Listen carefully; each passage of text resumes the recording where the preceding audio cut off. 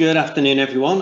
Welcome to Clancast's Birds and the Bees. So we're trying a bit of an experiment today. What we're looking at is trying to generate an example really of how we work at Dataplan and why we believe that we bring something a little bit different. As many of you will know, Dataplan was formed less than a year ago.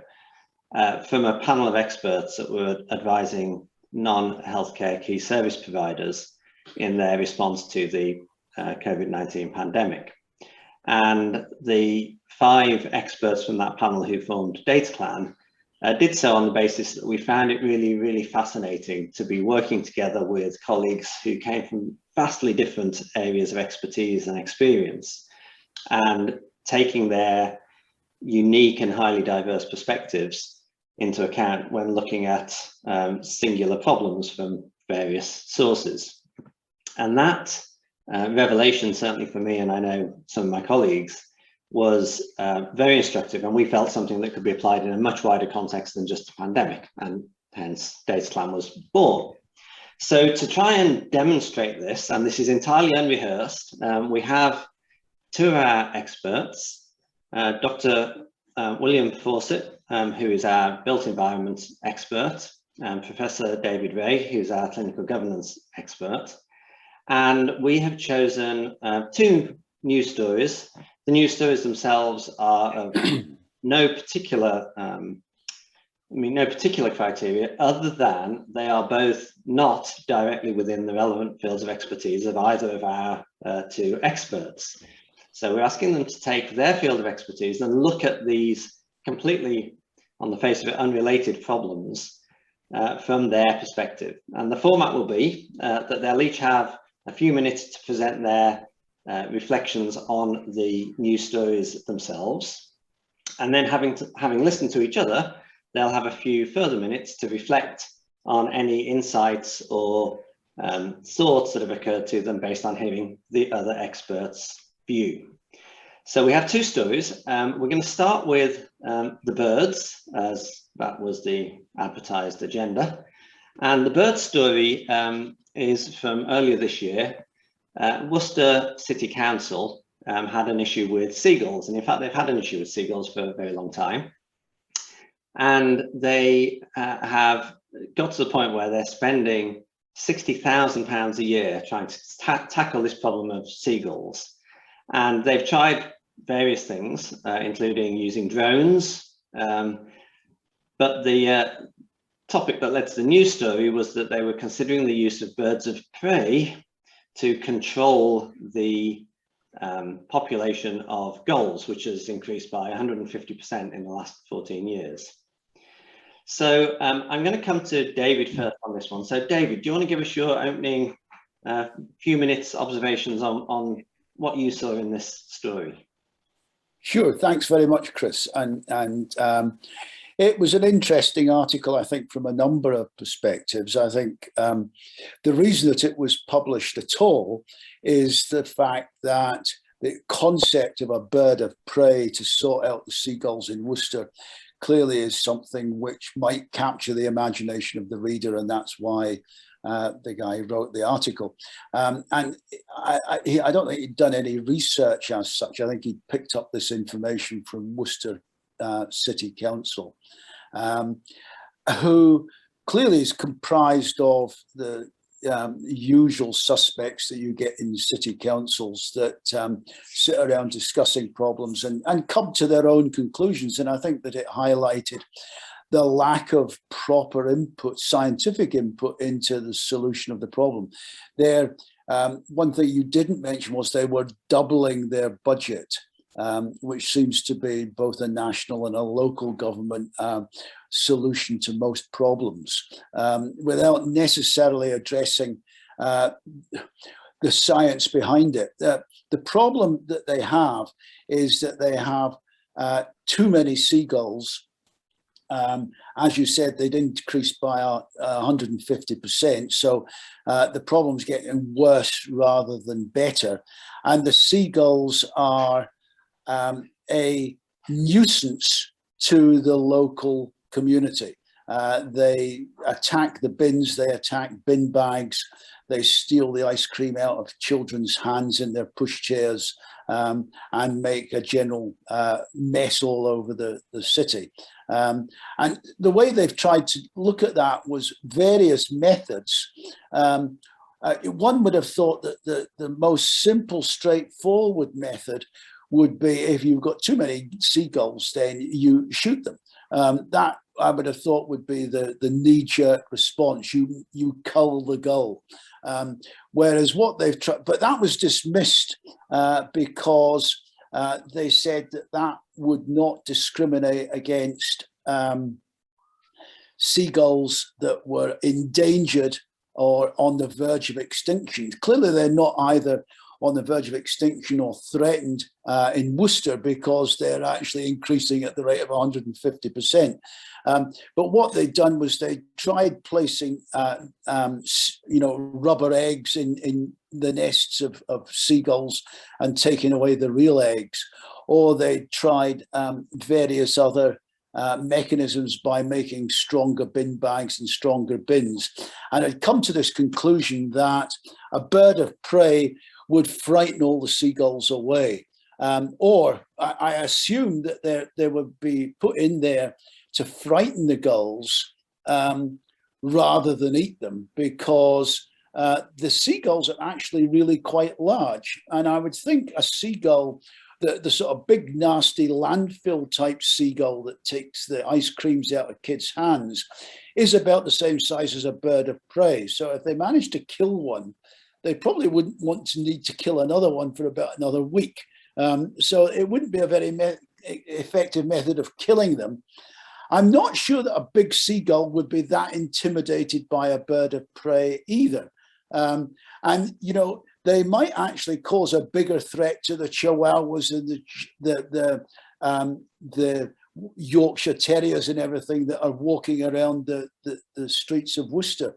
The other thing is that I think they didn't consider was that I don't think they would actually be able to train the birds of prey to be politically correct and to only frighten off or threaten or eat non-endangered species. So I think it's a fairly poorly thought out thing. And all the evidence is that seagulls respond to threats like the same as scarecrows do, that you don't actually need a bird of prey. You just need a big rubber bird of prey stuck on top of a lamppost, and the seagulls will keep away. And you can make bigger rubber birds of prey than real ones, which would probably be more threatening. I still think, though, that they haven't researched the concept of culling the gulls enough, because I don't know quite how you cull a gull. Presumably you shoot it with a rifle and probably with a telescopic lens. But if you're a good enough shot to kill a seagull, you can presumably selectively kill the big ones that aren't endangered and leave the other ones beside. And certainly, that would solve the problem. It seems to me that's a certain way of solving the problems, whereas having a whole lot of, fat sparrowhawks sitting on the top of every lamppost around Worcester doesn't necessarily seem to be the solution. And they may cause their own environmental hazards. So I think the council have not thought through it properly, and would benefit from advice from an outside consultancy. That's it. Thank you very much, David. Some interesting and potentially controversial suggestions there, as we'd hoped for. William, I'd like to come to you next. What's your perspective on this story? Well, it's not a problem I've ever had to tackle before, but reminds me of the supposed remark of the Duke of Wellington to Queen Victoria when there was a problem of sparrows in the Crystal Palace, 1851. And the Duke of Wellington is supposed to have said to the Queen, "Cry sparrowhawks, ma'am." So nothing new under the sun. But one thing that struck me was that they noted that there had been 150% increase in population. I don't know if that means half as much again, or 2.5 times as much as it was from over 10 or 12 years. And that doesn't seem a very high rate, because my understanding is that populations, in natural populations, tend to be quite volatile. They're not, the natural ecosystems aren't stable. The populations increase and decrease due to all sorts of factors, weather and other things, and 150% over 10 years seems very stable. But apart from that, obviously they have a problem with these seagulls, and there are too many of them. But I would have thought they'd really want to figure out why there are more seagulls in Worcester. Are there more seagulls everywhere? They should, talk to neighbouring towns and ask if they have similar problems. If there's a general increase in population, then removing a few seagulls from Worcester, they'll simply be replaced by seagulls from somewhere else, one would guess. If the situation in Worcester is unique, then that perhaps makes their job easier. But the question of what drives seagulls, I mean, they must be driven by food. So I would imagine that food must be the dominant thing that draws seagulls to Worcester and that keeps them there. And if you can manage the supply of food, you would potentially disincentivize these seagulls. Or if you could put food somewhere else, that would incentivize them to go somewhere else. The question of, well, it reminds me, I did a project some years ago on crime prevention. Crime prevention, obviously crime, it has many sort of deep-rooted causes, quite hard to pin down or to change, even though there's desire to reduce or minimize crime. But this particular project was about the contribution of the physical environment to crime reduction. And the proposition is that the ultimate motives for crime are very hard to tackle: education, social backgrounds, all sorts of things, very hard to tackle. But the thing that you can address are opportunities. If you can remove opportunities, you can influence behavior that way. It's not so, rather than change people, you change the environment. So in the case of seagulls, rather than changing seagulls' behavior, you change the environment in which the seagulls are operating and make life more difficult for them. And it sounds as if I suppose the council in Worcester had tried to do this by perfecting, trying to make dustbins more resistant to seagull attack and other things. But maybe that's an avenue that could be pursued to say, how do you make it harder for the seagulls to feed? And if they can't feed, they'll go away. But I suppose in all these things, there's a sort of a system at work. There are sort of a lot of factors at work, and if you change one factor, there's always a danger of unintended consequences. And you may, well, introducing sparrowhawks may lead to bigger problems. Sparrowhawks eating the pet dogs and things. So. They should try to understand why there are more seagulls. Are there more seagulls everywhere? Is it just there? The more they understand about seagulls, the better they'll be in a position to attack the problem. And I guess they need to, as David said, they need to get consultants, and the consultants need to bring on board a seagull ecologist. Well, thank you for that. A different perspective there. So in this kind of second half of this first article, I'm going to invite you both now to reflect on what you heard from your fellow experts. So David, what was it that William, or what was it about what William said that caused you further thought, and what were those thoughts, if you would?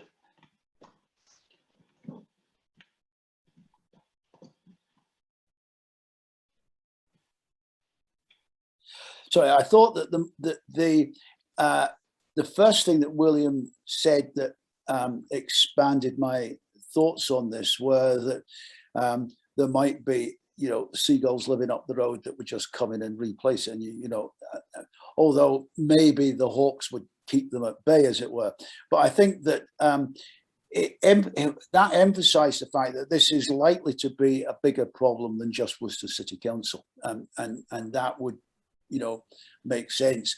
And a lot of William's comments were addressed towards what drives a seagull, which is food. And I was thinking while he was speaking, well, of course, you could always just poison the guys. But of course, it's very difficult to be selective about who you poison. You know, you would be poisoning the endangered species just as much as you would be the nuisance species.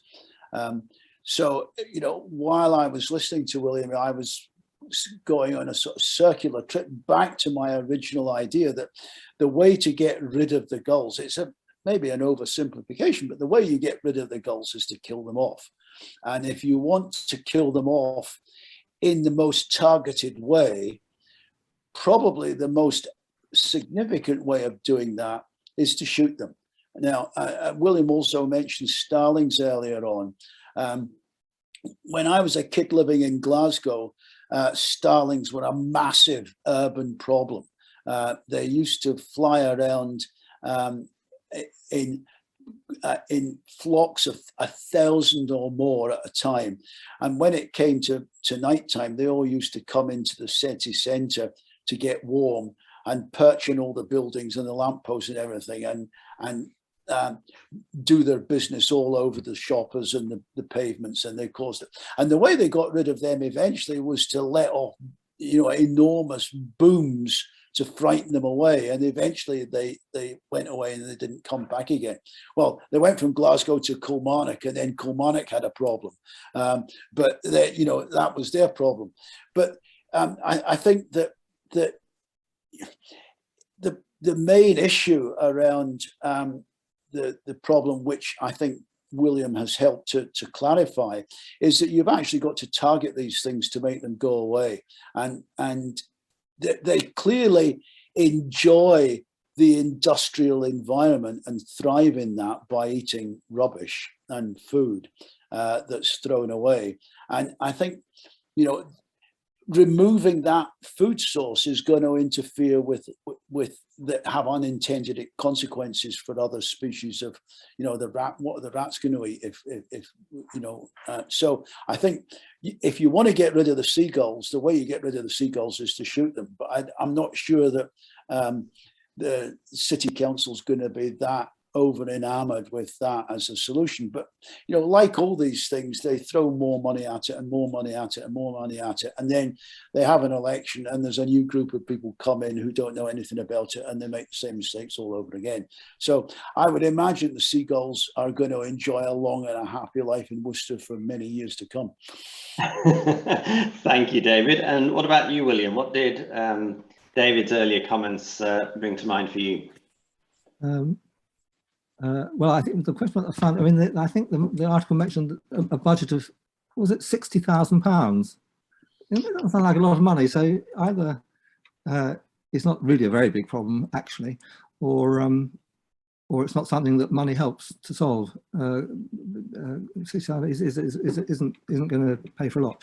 But I don't know.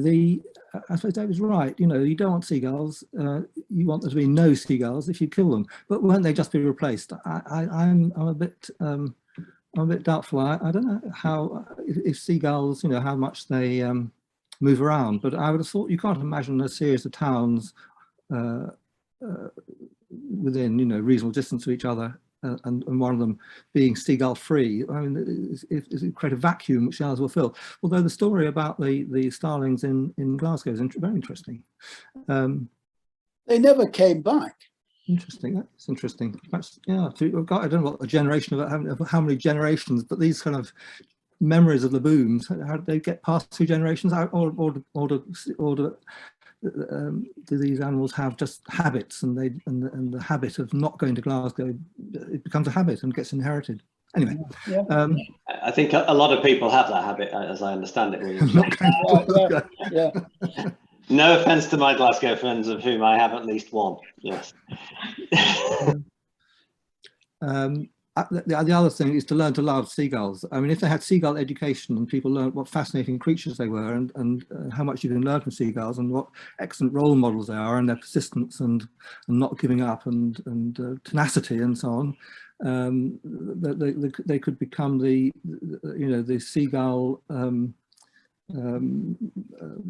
centre of excellence for seagulls, and they could exploit it, and then they'd get visitors coming to look at the seagulls, and they'd be getting much more than £60,000 of income from the visitors.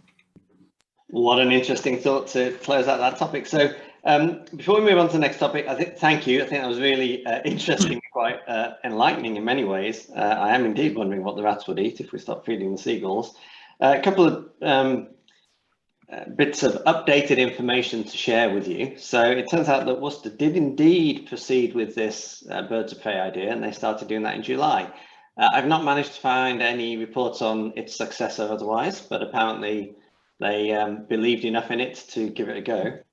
What I also found, which it would appear perhaps Worcester either didn't find or didn't take a lot of notice about, was that there was actually a parliamentary debate on not Worcester's seagulls, but seagulls in general, on the 7th of February 2017.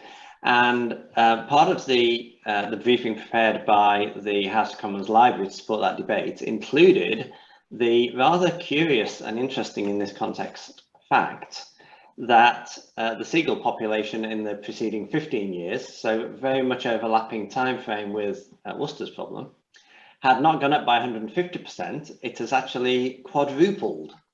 So Worcester should perhaps think themselves incredibly lucky that they've had such a small percentage of that. I don't know the extent to which I should draw parallels with refugees in that context. But the other thing about that debate was that it also had a survey. They did do a survey, David, you'll be pleased to know, on the idea of a cull. And it was, by a small margin, supported by the British public. Unsurprisingly, perhaps, the older you are, the more likely you are to support that.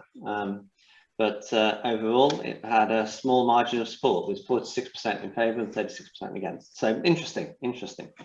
So let's move on to our second story. And this is the bees part of our birds and bees. And the we all love bees, don't we? I mean, isn't that the fundamental premise here? We all recognise the value of bees in our world, the contribution they make to people and their importance, or so the received wisdom would tell us, at least. And the curious thing is, bees have been under all sorts of threats in recent times. Pesticides, the environment, all of those kinds of things have had an impact. And there's been some work done to try and understand what it is that makes a bee colony thrive.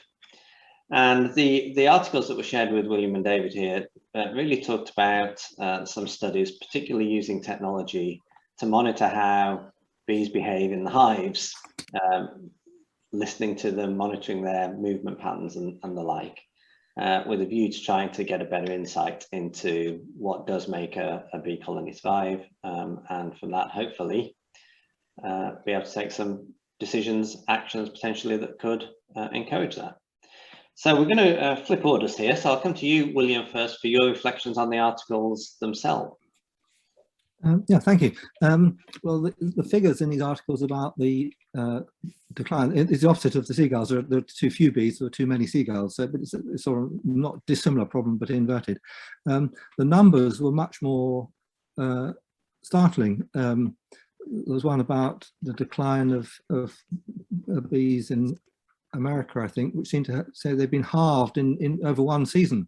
But again, you'd say, well, is that a normal seasonal variation? Is it because, you know, they're always fewer in the winter and more in summer? Anyway, but the numbers seem quite large and obviously quite alarming. And unlike seagulls, which are a pest, the bees are very much the opposite of a pest. They're very important. From these articles, it seemed that there were quite a lot of initiatives, quite a few initiatives to do with bees. I did make a note of some of them, can't remember, but there was an American one, Best Bees, and one in Ireland called Apis Protect, something from Israel called BeeWise, something from the European Union called Hiveopolis, and probably others. So there are obviously a lot of people addressing the problem, which is good. As reported, a lot of the effort is going to data collection to understand the factors determine whether bees thrive or the opposite, and that sounds very commendable. If you don't understand the kind of ecological system, interventions you make are very much at risk of not working or even having a negative effect. So the more that the bee ecology is understood, the better any remedial measures are likely to be more effective, and better targeted remedial measures are likely to be.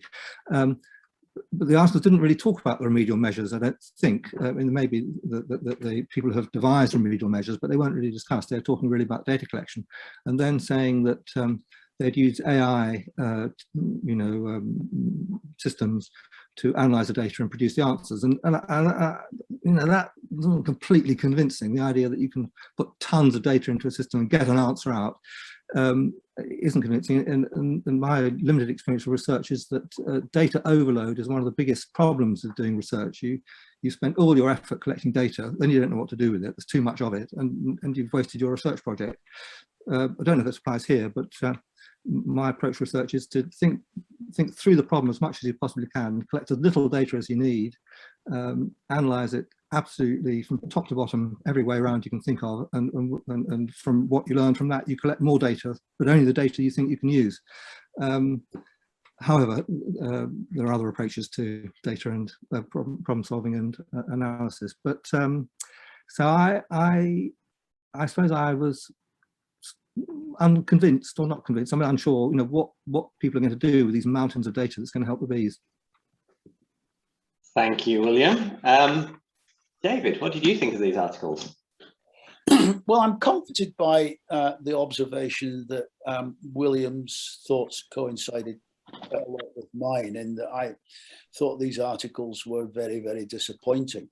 I can't remember the exact quote, but the second article, the woman finished off by saying, by increasing the amount of information that we're gathering on bees, we can actually solve the problem, but didn't come up with any cogent argument for why that was likely to take place. I think, I concur with William's observation that it's very easy to over collect data. I can remember when I started doing data collection in research, it's very easy if you're trying to take, say, parameters from a patient to say, well, I might as well add this in and this in and this in. And all that means is it takes you twice as long to collect the data. You find that the records don't actually give you complete data sets anyway. And then you never use the data when you collected it.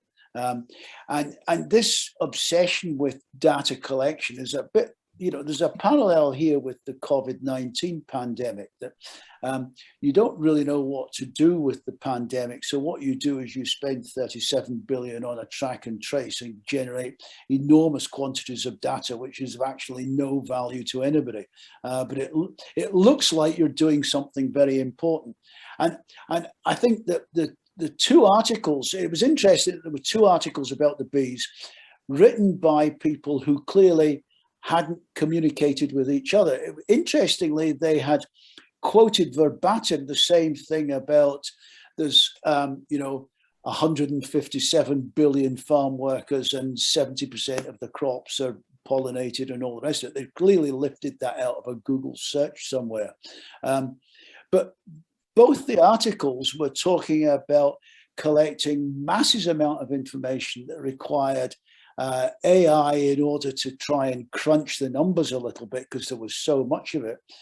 There wasn't any mention of any outcomes from any of that data, and there was no information about how that data was going to in any way solve the problem.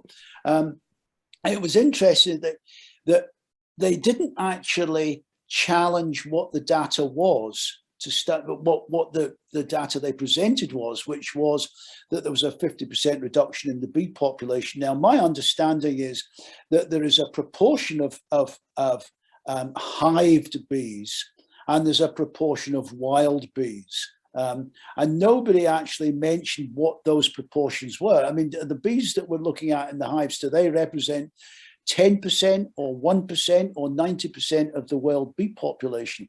And when they say they've dropped by 50%, is that the number of bees that are in hives, or is that, you know, counting the number of bees that land on a flower every minute or something like that?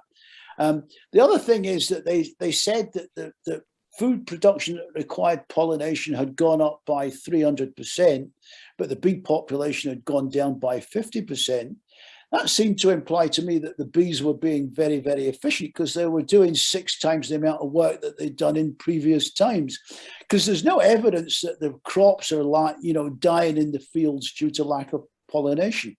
And, you know, and I'm reminded that there was a scare story a few years ago that the world was going to come to an end because bees were being killed by insecticide. But we still haven't answered the question of why the bee population, if it's a real drop, is actually going down. So I was very, very disappointed about this notion that if you collect enough data, you can solve the problem. I mean, that cannot occur in the absence of DataClan. You know, and I think that what they need to do is they need to, as with most research issues, they need to identify the problem, they need to ask pertinent questions, and they then need to develop a data set which is going to answer that question. And it seems that they've missed out that front bit where they're collecting this data set. I mean, they know how many bees fly in and out the hive. What difference does that make? You know, I mean, there's no indication that that's an important measurement. Somebody says it is, but we don't know that it is. They also specifically said they understood why bees swarmed, and before half the bees in a hive left, they fed up on honey, which reduced the profits, and then they went away and formed another beehive. And that seemed to me that was doubling the number of hives that were around, which would be a good thing. But they said, well, no, we want to try and stop that, and we want to be able to predict it and stop them swarming. You know, so I got the impression they didn't really know what they were doing, but they were on a bit of a gravy train in terms of data collection. Thank you, David. Okay, so as before, I'm going to invite you each to comment on the others' observations and to maybe explain if it's giving you additional food for thought. No pun intended here. So, William, back to you. What did David say that caught your attention? Well, I think I suspect partly the sort of unsatisfactory nature of the articles. They didn't really explain what was going on or what the outcomes would be and so on. They may have just been journalists, because journalists, you know, try to throw together articles from whatever they have to hand, and one would imagine that one would hope that the researchers doing the work would have a much clearer idea of what's going on and what the potential benefits are than the journalists' articles would imply, hopefully. And I would think probably, but who knows? The task of the journalist is very different from the task of the researcher. They're trying to anyway. So what one would hope some of the shortcomings in the articles are not due to the shortcomings of the research. But on the other hand, the comments David made about understanding what it is you're doing and understanding enough to collect the right data and not just collect a mountain of data because it's all because you're being paid to do something, so doing something, collecting data is doing something. Those are, I'm sure, quite right. But then on the other hand, the more you can understand the ecology of bees, the better. So there was, I think there's an acoustic monitoring, and also there's quite a lot of monitoring going on. I think the different projects are monitoring different aspects of the hives.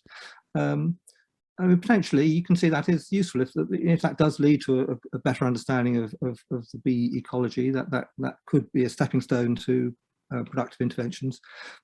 But again, all these questions about wild bees, captive bees, what's going on, the articles didn't answer that. But one would hope that the scientists probably have a better grasp than the articles would suggest, hopefully. Thank you, William. And David, your reflections on what you heard from William? Well, I'm encouraged by William's disappointment in the information that came across in the articles and the fact that we don't really know what's going on. And William saying hopefully the people who are doing the research do, although there wasn't any evidence in the articles to suggest that. I think that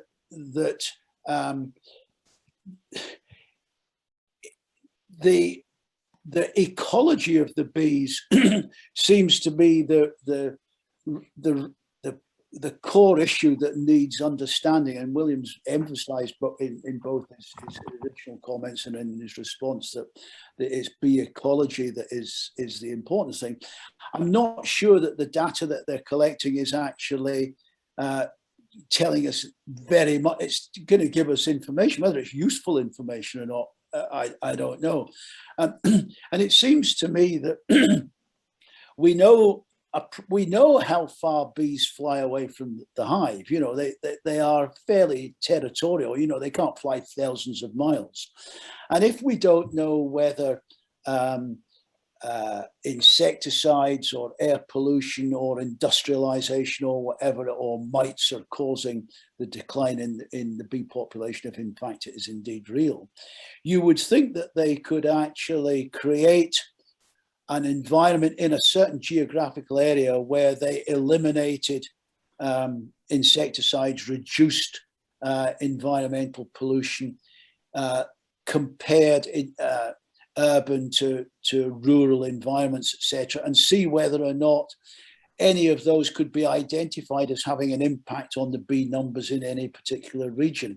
And then they would be able to create a strategy for creating a data set which they could then monitor and audit over time to see whether or not they could influence positively the natural history of the bee populations around the world. Well, thank you, and thank you both. Again, really interesting to hear the two of you looking at this from your different perspectives. I think it's worth saying that the evidence behind this might be slightly more accessible than that in the bird story. I should say I cited that House of Commons library figure of gulls quadrupling. It is worth noting that their source for that was a story by a journalist in The Independent.